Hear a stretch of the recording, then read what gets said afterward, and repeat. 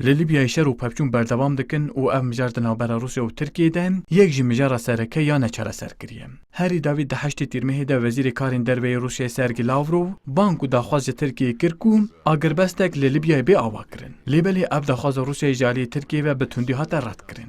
وزیر کارین دروی ترکیه مولود چاوشولو راگهاند کو حتی جنرال حفتر دورین سیرت و جفرا رادست حکومت لیبیای نکن اف آگربست قبول نکن. و آماده کارین وان ین اپراسیون که بوسر دورا سیرت یا بندست حفتر دهیه. اف داخویانی چاوشولو اگر شرک راست ین دولت لاین حفتر و فیاض السراج آنی روژه بیم. لگوری پسپوری پولیتیکا در و دکتر صابر اسکرولو هرچی قاز داخویانی شرک هبجی تو لاین نخوازن لیبیای شر چه بیم. O deliser masaya ev keşe beçare ser kirin.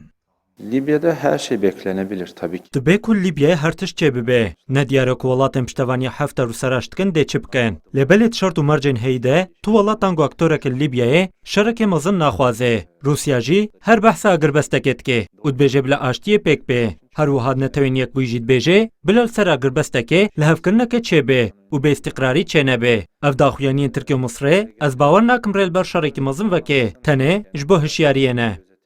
بەرامبەری وی کە پسپۆرا ڕۆژهەڵاتە ناوین هەمیدەیی جی گوبالی دەکچینە سەر داخویانیە مصریە دەربارەی مداخەلەیەکە لەشکری بۆ لیبیایی ئەو دەبێژە مسر جی وەکە ترکیە بە بەریارەک و بەری خۆ بدە لیبیایی ئەو یی دەبێژە ئەو یەک جی نەتەنی لە لیبیایی دێتەواهیە ڕۆژهەڵاتە ناوین و ئەفریقایە باکوور باندۆرێکی çێکە حتا دێ سووریەیەکە دویەمین ڕوو بدە. Çünkü daha önce bu süreci yaşadık. Ev prosaya heyî ya li Libyayê berê jî me li Sûriyê dîtibû. Desthilata AKP dema ku dikeve tengasiyê berê xwe dide şer û niha jî li Libyayê serkêşiya destpêkirina şereke mazin dike. Lê Misir jî dibêje Sîrte û Cufra xeta me ya sor e û ger êrîş li ser van deveran bêkirin ev ê jî bêdeng nemînin. Eger heye leşkerên Tirkiye û Misrê bên beramberî hev bi vê yekê jî Tirkiye dê zirar bike. Ji ber ku hêzên tundrev yên bin kontrola Tirkiye niha li Libyayê ne dê zêdetir bê Rojavê û Tirkiye dê bikeve tengasiyê. Şereke li Libyayê ne tenê vê deverê dê belav bibe. Rojhilata navîn û tevahiya Efrîqaya Bakur.